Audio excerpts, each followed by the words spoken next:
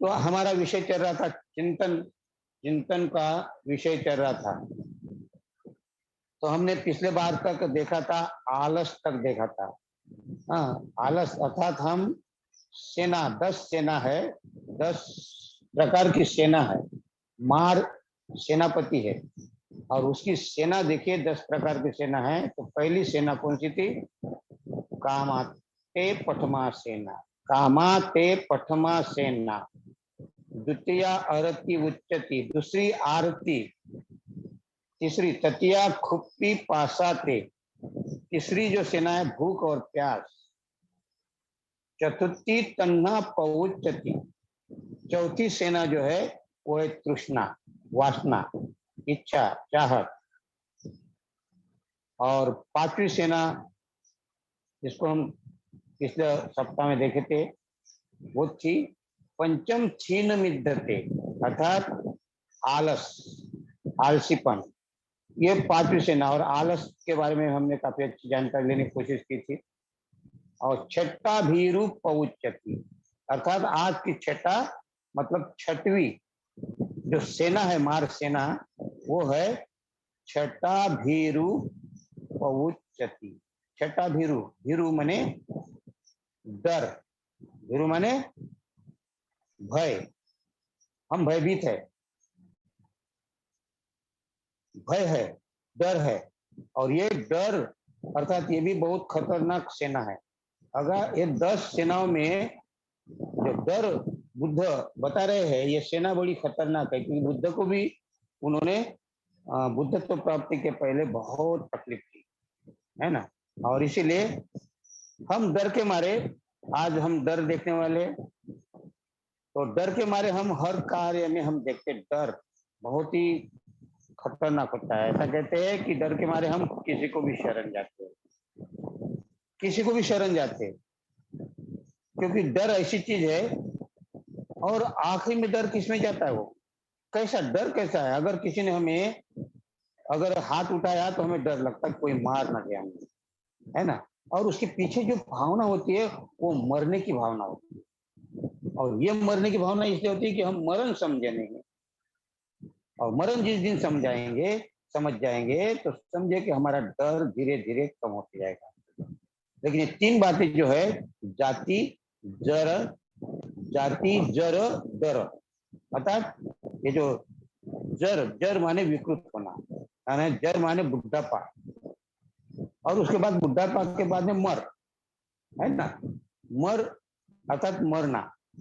तो ये मरने का ही डर कहीं ना कहीं छुपा होता है। हम रास्ते में चले, रास्ते में जा रहे और यदि सांप दिखाई दिया हमें, तो हमें डर लगता कि काट दे और मैं मर जाऊं। तो ये जो डर है बहुत खतरनाक होता है।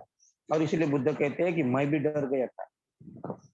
मैं भी जब ध्यान साधना में बैठा था, जब मैं अकेला था, तो मुझे भी कहीं से कोई जानवर आ जाए, कोई शेर आ जाए, कोई भालू आ जाए।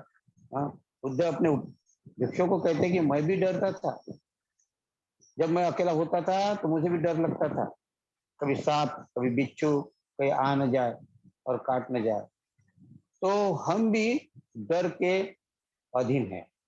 और डर कैसा है हम देखेंगे। इसलिए बुद्ध ने कहा है कि बहु वे शरणं यन्ति पब्बतानि वनानि च। तो क्या कहते? बहु वे शरणं यन्ति, बहु माने बहुत से, वे माने ऐसे, ऐसे बहुत से शरण स्थान हमने निर्माण किए हैं। किसके कारण? बहु वे शरणं यन्ति पब्बतानि वनानि च आराम रुक्ष चेत्यानी मनुष्य भयत जिता। मनुष्य भयत जिता, अर्थात भयत जिता माने भय के कारण, डर के कारण मनुष्य ने ऐसे अनेकों शरण स्थान निर्माण किए। कौन से शरण स्थान है? तो कहते जंगल को जंगल देवता कहा, पत्थर को, पहाड़ को, जहां कोई शरण, हमने वहां शरण स्थान निर्माण किए। और वहां एक पत्थर रख दिया, किसी पेड़ के नीचे रख दिया और उसको हे भगवान मुझे बचाए। इस प्रकार बुद्ध कहते हैं कि पर्वत हो, जंगल हो, वन हो, जल देवता हो, या पत्थर हो, इतने सारे हमने शरण स्थान निर्माण किए हैं। और हम इसलिए किए कि डर के कारण। बुद्ध कहते हैं बहुवे शरणं यंती पर्वतानि वनानि च। वनानि च यानी जंगल, पर्वतानि माने पर्वत माने पत्थर। हाँ, वो पत्थर होते हैं ना, अगर क्या कबीर बोलते हैं ना, पत्थर नहीं तो मैं पूजू पहाड़, ऐसा कहते हैं ना उसमें। तो ये एक प्रकार का कबीर हमें क्या कहते हैं कि अगर इससे मेरे मुझे कुछ सुख मिलेगा, कुछ मिलेगा, तो मैं तो पहाड़ पूजूंगा, है ना। तो इसी प्रकार शरण स्थान हमने बहुत बनाए। इसलिए बनाए आराम चैत्यानी, आराम मिलने के लिए। हाँ, आराम, खुद को सुखी होने के लिए, खुद को आराम मिलाने के लिए हमने ऐसे निर्माण किए बहुत से शरण स्थान। हाँ, आराम और रुख, रुख माने वृक्ष, तो हम वृक्ष माने पेड़, पेड़ की पूजा करते। क्यों करते? शरण स्थान बनाए हमने, पेड़ को पूजते हैं। आप देखना अभी भी महिलाएं पूछती है। तो बुद्ध कहते हैं कि वृक्ष हो, जंगल हो, वन हो, पत्थर हो, पहाड़ हो, हाँ, ये इसको तो पूछते ही पूछते हैं। लेकिन चैत्य भी बनाए हमने और चैत्य की पूजा करते हैं। और इसीलिए कि हम डरे हुए। अब डर क्या है? तो इसलिए बुद्ध कहते हैं कि आदमी डरा हुआ है और वो अज्ञानता के कारण ये पूजा करता है। अज्ञानता के कारण, है ना। वो अज्ञान अगर हमारे में नहीं रहता, तो अगर हम सम्यक दृष्टि हमारे में निर्माण होती, तो हम इस पत्थर की पूजा नहीं करते। और इसलिए बुद्ध कहते हैं कि डर से हर आदमी, हर प्राणी, इस संसार का हर प्राणी, कोई मनुष्य प्राणी नहीं, और जो जितने भी प्राणी हैं वे डर के कारण ही पूजा करते, शरण स्थान बनाए। तो किसी ने आबा बाबा की पूजा करते, कोई बाबा हो, कोई तांत्रिक हो, कोई मांत्रिक हो, हाँ, तो मनुष्य की भी पूजा करने लगे कि उसको ये वो पुजारी, कोई अगर कोई ऐसा है तो उनके ही शरण जाते हैं हम कि बाबा ये हमारी और इस कारण बहुत से एजेंट निर्माण हुए। और एजेंट कहता कि मैं तुम्हारी मन्नत, मैं वहां ईश्वर के पास तक पहुंचा दूंगा और वहां से फिर तुझे स्वर्ग मिलेगा। तो स्वर्ग, स्वर्ग नरक का भी डर बताकर हम इनके अधीन हो जाते हैं। इसीलिए हमें बुद्ध कहते हैं कि हमें डर के कारण, तो डर क्यों है? तो बुद्ध कहते हैं एक दंडवग में, हाँ, दंडवग में कहते हैं कि मनुष्य, हर मनुष्य डरता है। मैं डरता हूं तो मेरे समान दूसरा भी डरता है, ये समझकर हमें दूसरों को सजा नहीं देनी चाहिए। बुद्ध कहते हैं अत्तानं उपमंकत्वा न हन्ने न घातये सभ्य तसंती दंडस्य। तसंती माने घबराते हैं, डरते हैं। सभ्य माने सभी, सभी डरते। सभ्य तसंती, सभ्य तसंती, हाँ, अर्थात तसंती घबराते। किसको घबराते? दंड को। सभ्य तसंती दंडस्य सभ्य भायंती मच्चुनो। भायंती माने भय, सभी भय को डर, सभी भय, भयभीत है। और किसके लिए भयभीत है? मच्चुनो, मच्चुनो माने मृत्यु।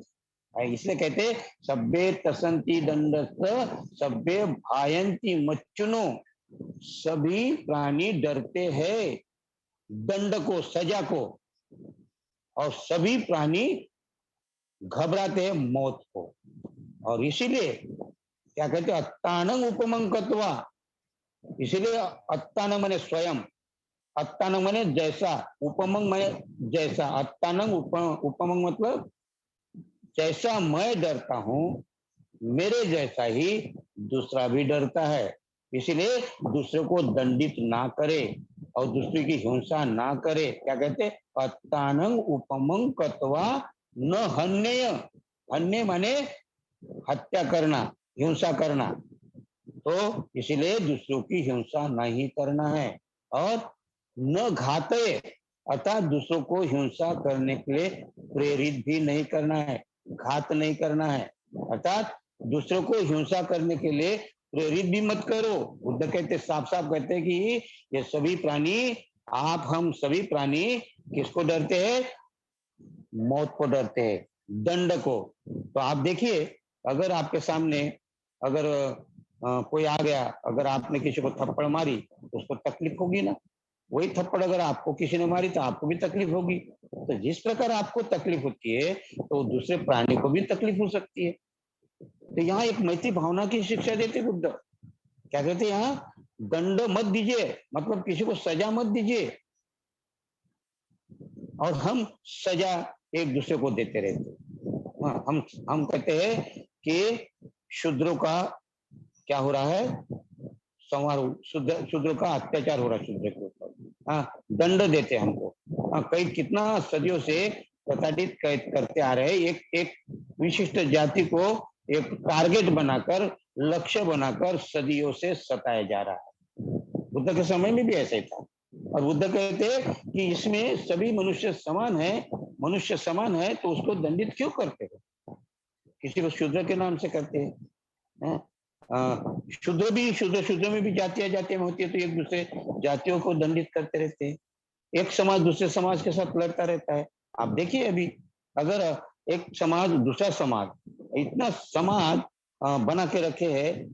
ये जो साहू, यादव, क्या कहते हैं, कुर्मी या वर्मा है, या ऐसी बहुत सारी जातियां है। और एक जाति दूसरे जाति को क्या करते हैं? एक साथ नहीं आती है। एक जात के, एक समाज के लोग दूसरे समाज के लिए झगड़ते रहते हैं। हाँ, अभी अभी अभी हमने देखा एक डॉक्टर यादव इतना अच्छा डॉक्टर यादव, उसका अभी बहुत ही उनका वीडियो वायरल हो रहा है। और वो बहुत ही अच्छा एक बुद्ध बाबा साहब की संविधान पर बोलते हैं और अच्छा शिक्षा देते हैं। लेकिन ये यादव को अगर देखेंगे तो वो यादव शूद्रों को टारगेट बनाकर, बाबा साहब को टारगेट बनाकर गाली देता है। क्यों? अज्ञानता के वश। ये क्या है? प्रताड़ित करना, सजा देना। क्यों? न समझने के कारण। और इसीलिए ये हमें समझना चाहिए। बुद्ध कहते हैं सभ्य तसंति दंडस्थ सभ्य भायंती मच्चुनो। सभी मौत को डरते हैं और सभी को सजा को भी डरते हैं। इसलिए किसी को भी कोई भी सजा मत देना, अर्थात मैत्री भावना। बुद्ध यह कहते हैं मैत्री करना। सभ्य तसंति दंडस्थ सब्ब जीवितं पियम। दूसरे लाइन में क्या कहते हैं? बोले सब्बस जीवितं पियम, अर्थात सभी को अपना अपना जीवन प्यारा है। सभी अपने आप को प्यार करते हैं, चाहे वो काला हो, गोरा हो, कुरूप हो, स्वरूप हो, देखने के लिए अच्छा हो, न हो, तो भी वो स्वयं को प्यारा है, अपने आप को प्यार करते हैं। क्या कहते हैं बुद्ध यहाँ? सब संग जीवितं पियं। सभी को अपने आप को प्यारे है। कोई भी ऐसा नहीं अपने आप को प्यार नहीं करता हो। तो किसी को अधिकार नहीं दूसरे को सताने का। और इसलिए बुद्ध कहते हैं कि दूसरे को दंडित ना करें। तो हम देखते हैं अभी थोड़ा सा दंड कैसा, डर कैसा हमारा है। तो हमारा डर यहाँ से थोड़ा सा समझना पड़ेगा। तो हम डर के बहुत सारे प्रकार है। और डर कहाँ से शुरुआत होता है? डर घर से शुरुआत होता है, परिवार से शुरुआत होता है। परिवार में अगर एक बच्चा बीमार पड़ा तो उनकी जो बुआ होती है, फूफा होती है, आत्या जिसको कहते हैं, या मामा होती, मामी होती है, इन लोगों को अरे अरे देखो बच्चों को किसी ने पकड़ लिया, कहीं भूत ने पकड़ लिया, किसी प्रेत ने पकड़ लिया, जाओ वो मानसिक को, तांत्रिक को बुलाओ, वो फूक झाड़ करेगा तब बस ठीक हो गया। देखो कैसा, और उसको बुखार आ रहा, तप रहा, थर थर कांप रहा बच्चा। क्यों? कि बुखार में थर थर कांपता आदमी, हिलता है। तो ये हिलना उसको लगता किसी भूत प्रेत ने, किसी जादू टोना वाले ने कुछ तो भी कर दिया। तो ये सबसे पहले डर हमारे परिवार से शुरू होता है। और ये धीरे धीरे पहला डर जो है फिर जाता है मांत्रिक के पास। हाँ, बच्चे का बाप माँ क्या कहती, जा तांत्रिक को बुला के ला, जादूगर को या जादू टोना जो चलता जानता है उसको बुला कर ला। फिर उसके लिए वो आता है और वो कहता है कि इसने अमुक अमुक ने इसको भूत पकड़ लिया। इस प्रकार उसके लिए वो फिर अपना वो मांग करता है। हाँ, फिर शराब की बोतल मांगता है, मुर्गे मांगता है, और हाँ अपना मुंह हिलाकर कुछ भी कर कर हाँ वो ठीक हो जाएगा करता है। इस प्रकार हम लेकिन उसके अधीन हो जाते हैं। तो ये सबसे पहला डर हमारे समाज में ये डर है कि कहीं भूत कहीं प्रेत ना पकड़ ले। हाँ, डॉक्टर के पास नहीं ले जाते। दूसरा डर अगर यहाँ से गए धीरे धीरे परिवार से, फिर समाज का डर।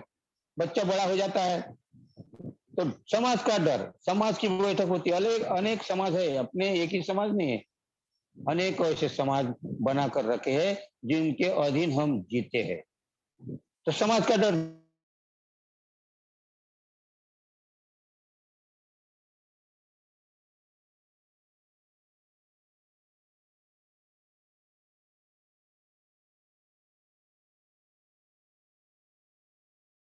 आदमी समाज के डर से कुछ कुछ कार्य नहीं कर सकता है। उनकी बैठक होती है समाज की, और उनको अगर कुछ हो गया तो समाज के बैठक में उनको दंड देना पड़ता है। और ये दंड क्यों देना पड़ता है? तो दंड, डर के मारे दंड देना पड़ेगा करके उस समाज के नियमों को फॉलो करता है। तो ये समाज का डर। फिर धीरे धीरे जाते हैं हम लोग, एक समाज दूसरे समाज का डरते रहता है। फिर एक कई समाज मिलकर गांव होता है, तो दूसरा गांव होता है, तो एक गांव की दूसरे गांव की जो सीमा होती, वो सीमा का डर। हाँ, ये क्षेत्र, ये मेरा क्षेत्र है। हाँ, प्रांत का डर। हाँ, ये जिले का डर, ये जिले का आदमी है, ये डिस्ट्रिक्ट का आदमी है, वो डिस्ट्रिक्ट का अलग है। हाँ, ये प्रांत का अलग है, वो प्रांत का अलग है। हाँ, जैसे महाराष्ट्र का है तो यूपी वाले को लगता है अरे ये महाराष्ट्रियन है, और महाराष्ट्रियन को लगता है कि ये यूपी है। और ये बॉम्बे में, मुंबई में ऐसा हो रहा था कि यूपी वालों को भड़काव करके ऐसा कह रहे थे। इस प्रकार ये क्या है, आदमी को एक दूसरे को सजा देने का डर।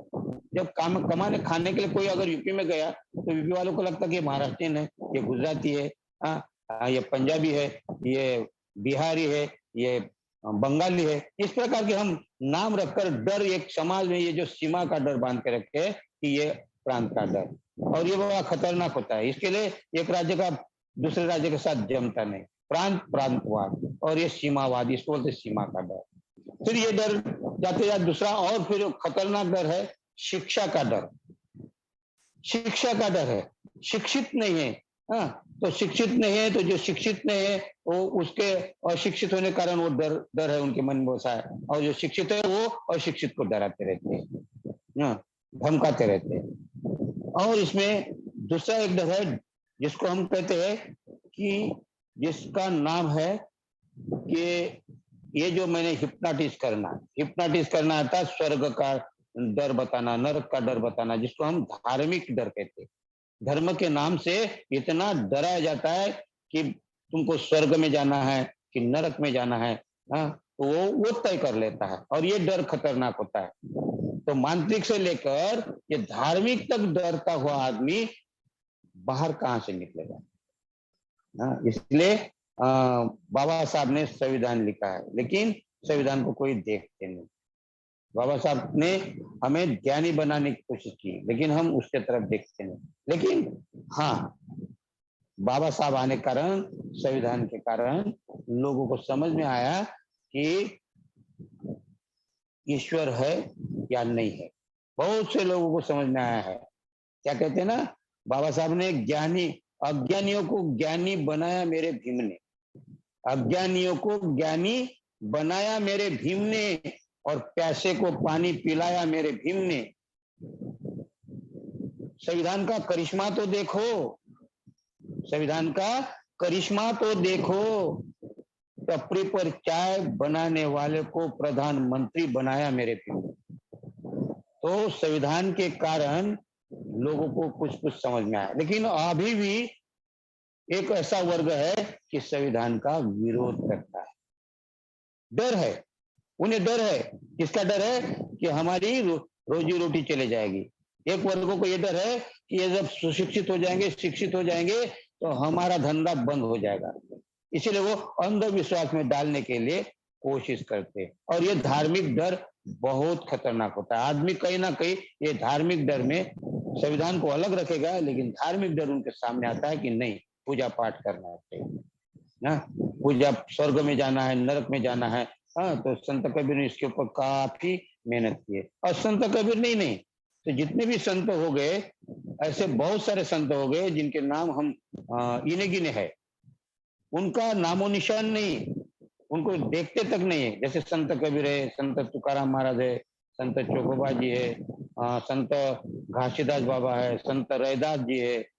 इन लोग को नामो निशान नहीं रखते इन लोग। हाँ, लेकिन जो संत नहीं है, लेकिन उनको संत का करार देकर आज डरा रहे, धमका रहे। तो इसीलिए हमें ये डर कहां से कहां तक ले जाता है। इसलिए बुद्ध कहते हैं, क्या कहते हैं, बहुत से शरण स्थान हमने निर्माण किए हैं डर के कारण। लेकिन बुद्ध यहाँ क्या कहते हैं कि डर के बाहर निकालने के लिए हमें, हमारा डर अगर निकालना है, हमें डर से अगर बाहर होना है, तो हमें बुद्ध यहाँ कहते हैं, क्या कहते हैं, नेथंखो शरणं खेमं, क्या कहते हैं, बहुवे शरणं यंती पब्बतानि वनानि च आराम रुक्ख चेतानि मनुष्या भय तजिता। भय के कारण मनुष्य ने बहुत से ऐसे शरण स्थान निर्माण किए कि इसके शरण जाएगा, आबा बाबा को, आसाराम बाबा को, जैसे बहुत से शरण स्थान निर्माण किए हैं डर के कारण। लेकिन बुद्ध क्या कहते हैं, नेथंखो शरणं खेमं, ये सही शरण स्थान नहीं है। नेथंखो बिल्कुल नहीं है, क्या कहते हैं, ये बिल्कुल शरण स्थान नहीं है। नेथंखो शरणं खेमं नेतं शरणम उत्तमं, उत्तमं, ये कोई श्रेष्ठ शरण स्थान नहीं है जिसको आपने पैदा किए, निर्माण किए। जहाँ कोई अगर कुछ फूल डाल दिया तो लोगों ने फूल डालकर वहां बड़ा ढेर बना दिया और वहां पूजा करने लगते। तो ये कोई शरण स्थान नहीं है। कौन से शरण स्थान है? बुद्ध कहते हैं यहाँ, क्या कहते हैं, नेथंखो शरणं खेमं नेथं शरणं उत्तमं नेतं शरणमागमा सब दुख पमुच्यति। ये जितने भी आपने शरण स्थान निर्माण किए हैं, ये सब दुख पमुच्यति, अर्थात ये सभी दुख की ओर, दुर्गति की ओर ले जाने वाले शरण स्थान हैं। आपके जीवन को और दुखी बनाने वाले और दुर्गति को ले जाने वाले ये शरण स्थान है, जिसको आपको पता नहीं है। तो कौन से है शरण स्थान? तो बुद्ध कहते हैं, यो च बुद्धं च धम्मं च संघं च शरणं गतो। जो कोई बुद्ध को समझता है, यहाँ क्या कहते बुद्ध, ये नहीं कहते कि मुझे शरण जाओ, यहाँ बड़ी अच्छी बात कहते, यो च बुद्धं च धम्मं च संघं च शरणं गतो। अगर आपको शरण जाना है तो पहले बुद्ध को समझना है, धम्म को समझना है, और धम्म और संघ जिस पर चलता है, इस संघ को समझना है। जब तक आपको बुद्ध धम्म संघ की स्पष्टता नहीं आती, और स्पष्टता आने के बाद उसको शरण जाते हैं, तो ये सबसे श्रेष्ठ शरण स्थान है।